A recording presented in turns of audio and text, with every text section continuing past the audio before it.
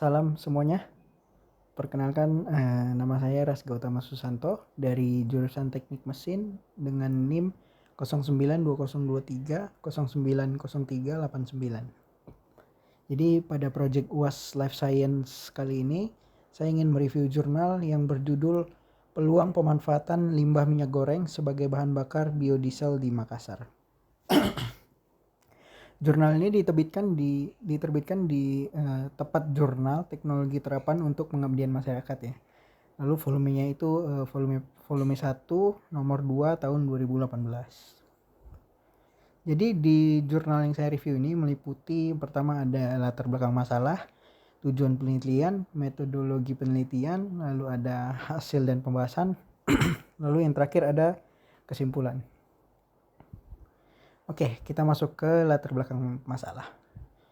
Mengkonsumsi minyak jelantah dengan bilangan peroksida 20-40 mili ekuivalen per kilo secara rutin menyebabkan kerusakan oksidatif, merangsang proses peradangan hati, perlemakan hati atau steatosis, dan menyebabkan kerusakan oksidatif DNA sehingga perlu disosialisasikan kepada masyarakat.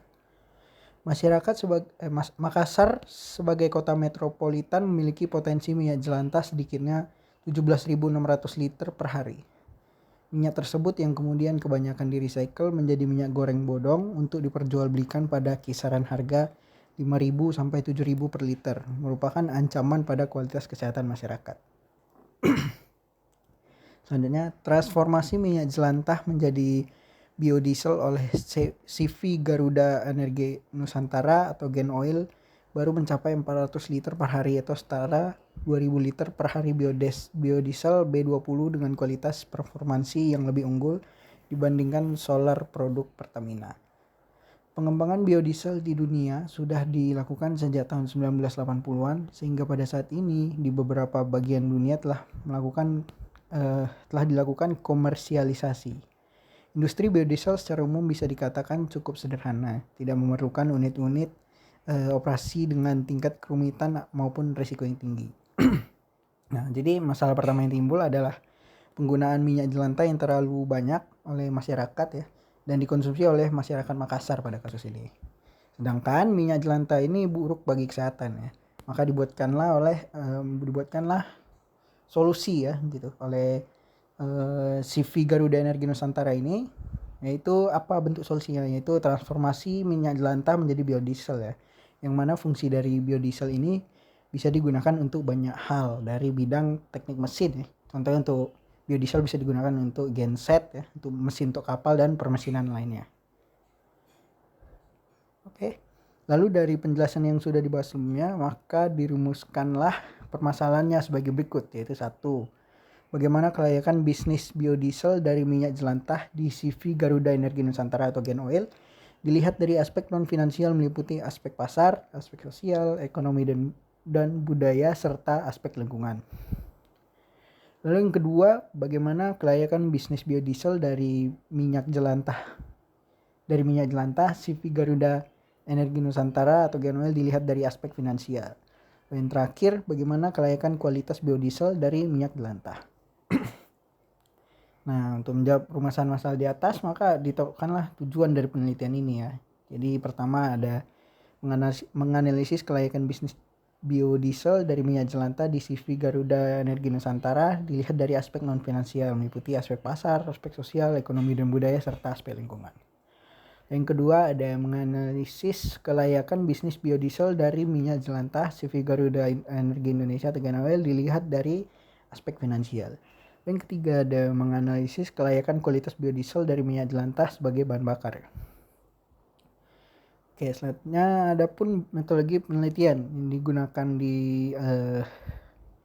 di penelitian ini ya. Ada 3 ya. Jadi penelitian ini menggunakan metode observasi lapangan dengan teknik wawancara mendalam ya. Yang diwawancara adalah Saudara Ahmad Sahwawi ya, selaku manajer teknik CV Garuda Nusantara ya. Lalu dikombinasi dengan metode pengamatan terhadap distribusi penggunaan minyak jelantah pada sejumlah pasar tradisional di Kota Makassar ya. Nah, jadi dua metode yang pertama ini digunakan Itu untuk mengkaji masalah yang pertama dan yang kedua, yang mana udah saya bacakan tadi ya. Lalu untuk mengkaji permasalahan ketiga itu digunakan metode kajian pustaka. Nah, kajian pustaka terhadap sejumlah jurnal hasil penelitian biodiesel dari minyak jelantah. Oke, kita masuk ke pembahasan pertama, yaitu keuntungan dan kekurangan dari biodiesel. Pertama ada keuntungan ya. Keuntungan pertama jadi ya adalah dapat diperbarui ya. Jadi karena merupakan produk pertanian maka dapat diperbarui. Lalu yang kedua memiliki certainty number yang tinggi. Yang ketiga ada volatil rendah dan bebas sulfur. Lalu yang keempat itu bisa diproduksi dalam skala industri kecil ya. Jadi bisa menggerakkan ekonomi pedesaan, ekonomi dalam skala kecil juga. Lalu selanjutnya biodiesel lebih mudah terurai. Oke, lalu kita masuk ke kelemahan biodiesel itu sendiri ya. Yang pertama memiliki viskositas yang lebih kental ya dibandingkan bahan bakar lain. Lalu kayak kadar airnya tinggi. Lalu memiliki kandungan yang dapat bereaksi pada material yang terbuat dari karet alam. Lalu yang terakhir ada yang memiliki kadar asam yang cukup besar. Oke, selanjutnya kita masuk ke pembahasan kedua, yaitu persyaratan umum kualitas biodiesel. Berdasarkan SNI ini dibuatlah 10 standar sistem yang harus dipenuhi ya kalau mau menggantikan solar begitu. Jadi 10 item itu adalah yang pertama berat jenis. Berat jenis itu maksimal 850 sampai 850 sampai 890 kilo per meter kubik. Itu pada suhu 40 derajat Celcius. Yang kedua ada viskositas ya. Itu ada di angka 2,3 sampai 2,6 cm ya. Pada suhu 40 derajat Celcius. Yang ketiga ada angka setana minimum 51. Lalu ada kadar air ya, ada di sini nilainya 0,05%. Selanjutnya bilangan asam. Maksimal itu 0,8 mg kalium hidroksida ya, KOH itu per gramnya. Lalu ada gliserol bebas, ada di nilai 0,02%. Lalu ada flash point minimum 100 derajat 100 Celcius ya, 100 C. Lalu ada residu karbon maksimal 0,02% dari massa. Lalu ada bilangan IOD ya, maksimum 115 ppm. Jadi IOD ini adalah suatu ukuran dari ketidakjenuhan minyak dan lemak gitu. Lalu ppm-nya itu parts per million. Oke, selanjutnya ada kalor pembakaran ya, minimal 35.000 kJ per kilogram.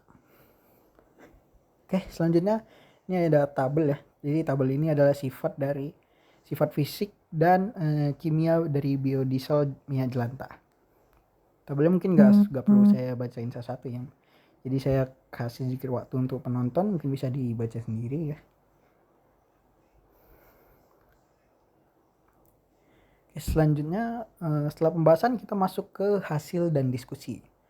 Analisis kelayakan usaha dilakukan untuk menentukan apakah suatu usaha layak atau tidak layak untuk dijelaskan. Analisis kelayakan usaha pengolahan minyak jelantah atau minyak goreng bekas menjadi biodiesel produk CV Garuda Energi Nusantara dilakukan dengan mengkaji aspek non-finansial dan aspek finansial. Aspek non-finansial meliputi aspek pasar, aspek sosial ekonomi, serta aspek kesehatan dan lingkungan. Sedangkan analisis aspek finansial dilakukan dengan menggunakan kriteria penilaian investasi dan analisis laba rugi guna memperoleh unit cost biodiesel minyak jelantah yang prospektif. Jadi poin pertama adalah analisis aspek pasar ya. Produk biodiesel dari CV Garuda Energi Nusantara selama ini dipasarkan kepada nelayan di PAU Tere dengan harga 5.000 per liter. Terserah penuh dikarenakan harganya 650 di bawah harga solar bersubsidi ya. Jadi 650 perak lebih murah daripada solar bersubsidi. Harga itu sangat jauh dari harga solar industri ataupun harga MFO ya. Untuk wilayah 3 Pertamina harga solar industri ataupun harga MFO masing-masing 8.400 dan 6.600. Lalu poin kedua ada analisis aspek sosial ekonomi. Dalam menjalankan usahanya, CV Garuda Energi Nusantara mempekerjakan preman pasar ataupun pengangguran sebagai tenaga kolektor sebagai penghasil tambahan dari para kolektor. CV Garuda Energi Nusantara mempekerjakan 30 orang, 25 diantaranya bertugas sebagai kolektor dan 5 orang sebagai tenaga di pabrik pengolahan yang diberi upah sesuai UMR Makassar, ditambah bonus serta asuransi. Upah yang relatif sama kepada para founder. Dari sudut pandang sosial ekonomi, saya melihat bahwa kehadiran CV Garuda Nusantara, Energi Nusantara cukup memberi kontribusi positif dalam mengatasi masalah pengangguran. Oke, next selanjutnya ada yang ketiga itu ada analisis aspek kesehatan dan lingkungan. Usaha transformasi minyak jelantah menjadi biodiesel merupakan suatu upaya dalam mereduksi sumber potensi pemicu penyakit-penyakit generatif bawaan minyak jelantah. Transformasi ini sekaligus memperbaiki mutu lingkungan mengingat keunggulan dari biodiesel. Selanjutnya ada analisis aspek finansial. Kini CV Gen Oil telah mengelola 37.800 liter minyak jelantah per bulan yang menghasilkan omset sebesar 173.880.000. Setelah dikurangi dengan biaya produksi masih tersisa penghasilan bersih senilai 22 juta per bulan. Angka ini masih cukup jauh di atas pembayaran cicilan untuk masa pinjaman 5 tahun. Kalkulasi berdasarkan kriteria investasi dan analisis laba rugi menunjukkan bahwa usaha dari CV Gen Oil layak secara investasi. Oke, yang terakhir ada analisis aspek kualitas biodiesel Gen Oil. Hasil tes di kualitas dari biodiesel Gen Oil yang secara periodik dilakukan oleh PT Sukopindo, terdapat 10 item kualitas yang menunjukkan bahwa biodiesel produksi CV Garuda Energi Nusantara memenuhi persyaratan kualitas, sehingga peneliti anjurkan agar membuka pasar yang lebih luas. Lalu kita masuk pada kesimpulannya. Berdasarkan hasil penelitian dan analisis yang telah dilakukan, maka dapat disimpulkan sebagai berikut. Pertama, ada kualitas biodiesel produksi CV Garuda Energi Nusantara memenuhi standar biodiesel Indonesia. Yang kedua, ada potensi minyak jelantah di Makassar yang cukup besar, yaitu 17.600 liter per hari, yang harus diawasi rantai pemusnahannya karena bisa berdampak negatif pada kesehatan dan lingkungan. Nah, yang ketiga, ada transformasi minyak jelantah menjadi biodiesel perlu didukung untuk mengurangi ketergantungan pada BBM. Selanjutnya, diperlukan upaya sosialisasi kepada masyarakat agar dampak negatif mengkonsumsi minyak jelantah pada kesehatan dapat diminimalisir. Yang kelima, ada upaya transformasi minyak jelantah menjadi biodiesel membuka peluang kerja baru. Yang keenam, terakhir, transformasi minyak jelantah menjadi biodiesel dapat dilakukan sehingga dengan teknologi dan dalam skala industri rumah tangga. Oke, demikian yang bisa saya sampaikan terkait dengan jurnal yang saya review yang berjudul peluang pemanfaatan limbah minyak goreng sebagai bahan bakar biodiesel di Makassar. Saya Raski Utama Susanto mengucapkan terima kasih dan pamit undur diri.